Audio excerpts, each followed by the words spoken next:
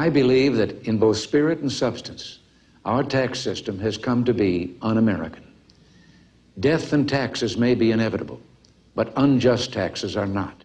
There is no law, and to date, nobody has been able to show that there is a law for the average American citizen working day in and day out to pay an income tax. Do you know that 96% of Americans were born tax exempt and unknowingly volunteered to become taxpayers the first time they filed a Form 1040 contract with the IRS? Unless the taxpayer decides to opt out of their tax liability legally, they are expected to voluntarily comply and pay the income tax. Everything paid to the IRS is considered a gift or bequest to the United States. And if you check our law books, you find this fact scattered all throughout the United States Code.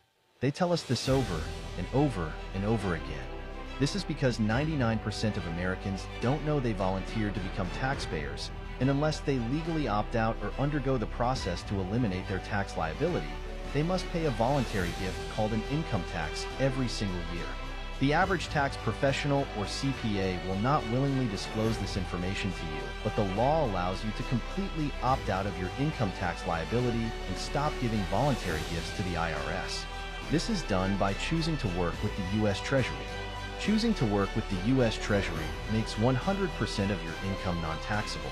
This secret is intentionally hidden from U.S. taxpayers because this process allows you to legally opt out of the income tax. I'll accept it from the Internal Revenue Service, and our service is based on voluntary compliance, a faith and belief that the service is on their side.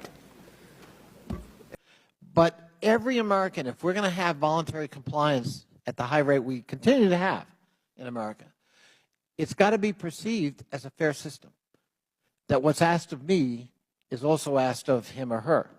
And our voluntary tax system depends on our taxpayers trusting that it works fairly. The most important measure to me is the voluntary compliance rate.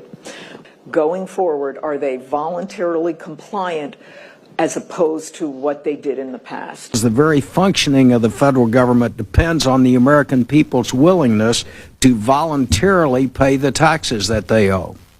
To having to prove themselves again after they already did with voluntary tax compliance. So being able to communicate with them in language, on writing, online, and whatnot is very important to us.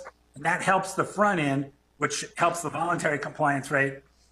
We believe also that lack of congressional support for the IRS could adversely affect individuals' attitudes towards participation in our voluntary compliance tax system. And what is the purpose of an audit conducted by the IRS?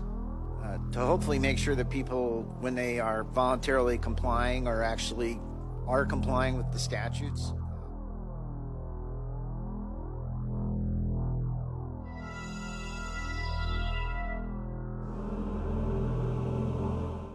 There is no law.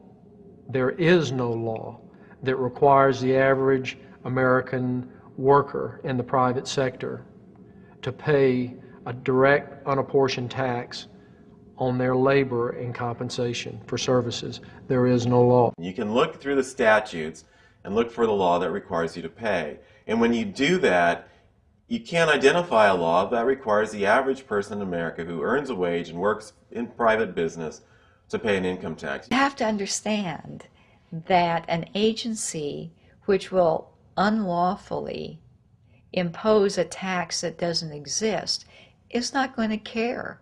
If we, the people, don't know what our rights are, they're not going to tell us. Of course there's a tax gap. Duh. I mean, we have a voluntary system.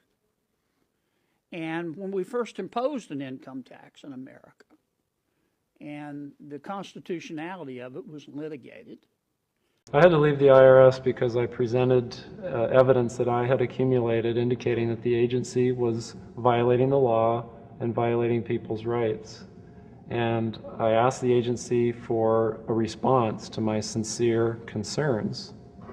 And the answer I got was that they would not respond to my concerns and that they would provide me with the paperwork necessary to tender my resignation. If Americans just learned that the IRS was actually knowingly deceiving them, that would be enough for them to rise up and put a stop to it. A lot of people might say, well, gee, if there wasn't an income tax, what would happen to education? They don't understand that education is paid for the most part, out of state and local taxes, your property tax. People might say, well, how are we going to build and maintain our highways if there's no money coming into the government? We need our highways. There is a tax on every gallon of gasoline that people buy.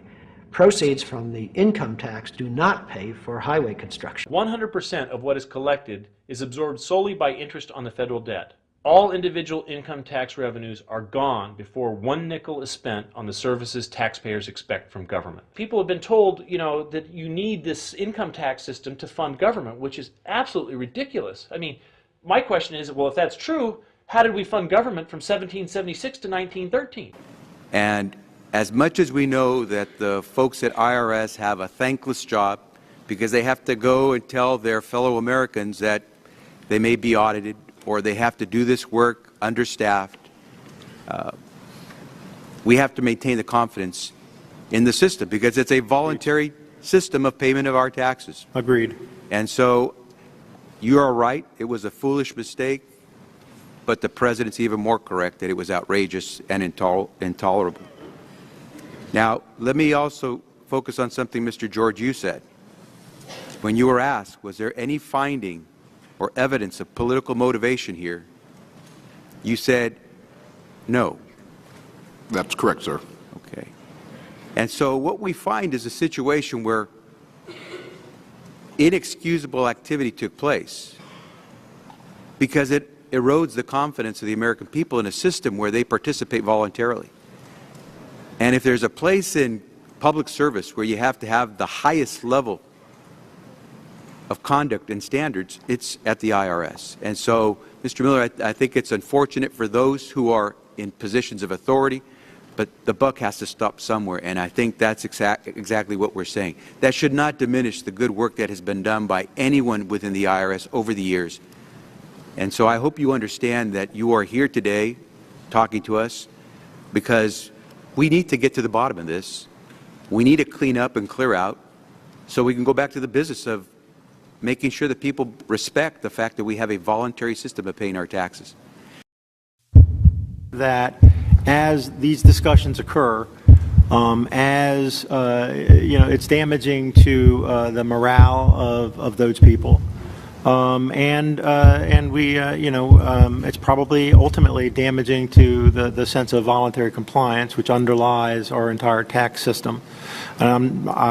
As we all know, that our U.S. tax system is a voluntary tax system, and we depend on people willing every year to sit down, fill out that form, and pay their appropriate amount of taxes. So I really think enforcement is a reward to those who voluntarily comply. And I think if the public does not see that the IRS is enforcing the laws, we're going to be at risk of losing people continuing to voluntarily comply. You have no idea what I did in the White House. I stopped wars with France. France, you know the France story? They were going to charge us, think of this, 25% to all Americans. I have to protect American companies, whether we like them or not. Some of them I didn't even like. Sort of Trump talking about the no tax on tips. One thing he said in that Joe Rogan podcast that I think raised a lot of eyebrows is he talked about eliminating the income tax. This is what he said. Take a listen. Did you just float out the idea of getting rid of income taxes and replacing it with tariffs? Well, okay. Were you serious about that? Yeah, sure. But why not? Because ready? Our country was the richest relatively in the 1880s and 1890s. A president who was assassinated named McKinley, he was the tariff king. And then around in the early 1900s, they switched over stupidly to, frankly, an income tax. And you know why? Because countries were putting a lot of pressure on America. We don't want to pay tariffs. Please don't you? You know, believe me, they control our politicians. The biggest thing that nobody even knows about, and it's all signed, and it goes into effect on January 1st. You better make sure I win. Can you imagine? The IRS is not an agency of the federal government, and the federal government has stated so in open court. This fact was presented in the United States Court of Appeals, Schultz versus Internal Revenue Service, 2005.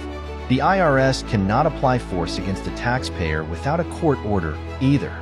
Quoting directly from the court decision, absent an effort to seek enforcement through a federal court, IRS summonses apply no force to taxpayers, and no consequence whatever can befall a taxpayer who refuses, ignores, or otherwise does not comply with an IRS summons until that summons is backed by a federal court order.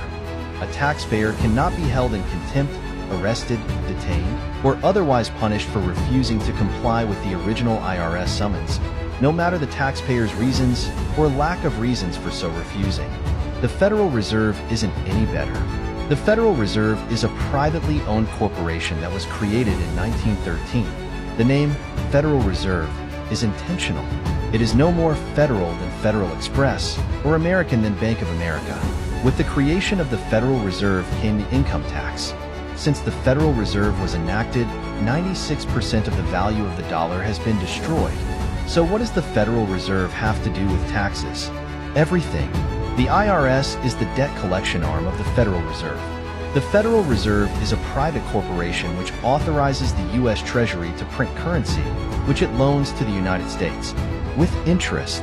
This is what creates our national debt. Every Federal Reserve note that gets printed into circulation becomes an obligation of the U.S. government to pay back directly to the Federal Reserve with interest. And Uncle Sam passes the bill to us. Paying off this national debt is the sole and only reason why we have an income tax. But did you know using Federal Reserve currency is voluntary? And paying the income tax is also voluntary once you learn how to opt out of the Federal Reserve System. This is America's best-kept secret. Notice the two seals on the Federal Reserve currency. 99% of Americans were never taught the difference. Did you know you always had a choice on which seal to use? On the left-hand side, the Federal Reserve symbol. The use of this symbol processes your money through the Federal Reserve System and creates a taxable event when receiving income. Any money put into your bank account is automatically treated as Federal Reserve currency, which is taxable. If you ever heard that if you put more than $10,000 into your bank account, they will report you to the IRS, this is why. You are using their currency. But did you know you had a choice to bypass the IRS and the Federal Reserve completely? This is done by using... Made remarks from the stage at the party. Thank you, to Melania and my family. We're all here tonight. We want to thank you all very much. It was a great honor, and we want to do a great job as the president. We're going to do a great job. We'll carry this big silver to make it better than ever before. The country is going to be better than ever before. So thank you all for being here tonight. It's a record night in every way, and we really appreciate it. Very, very special people. Tremendous credit. President Trump tear down the IRS.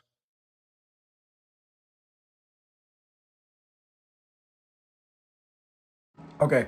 Here's what I want you to do. Go to the IRS website, look for their criminal investigation annual reports, read through all of these, go search for the word voluntary, and you read what they say.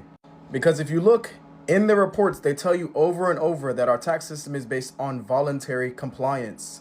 They expect taxpayers to voluntarily meet tax filing obligations. Again, they say compliance with the tax laws in the United States depend heavily on taxpayer self-assessment of the amount of tax, voluntary filing of tax returns, and remittance of any tax owed, which means if you don't know how to properly declare all of your income as non-taxable on your tax forms, you're going to pay voluntary income taxes. And they say it every single year. The purpose that the IRS Criminal Investigation Organization exists is to catch the bad people and encourage and promote voluntary compliance and confidence in good everyday Americans like yourself. But the law that they're enforcing is based on voluntary compliance. And that's not a secret either. It's right here in the tax return forms and instructions. If you ever trusted somebody to do your taxes before, they should at least know that the basic forms and instructions say that the tax system is based on voluntary compliance. Why don't more CPAs announce this?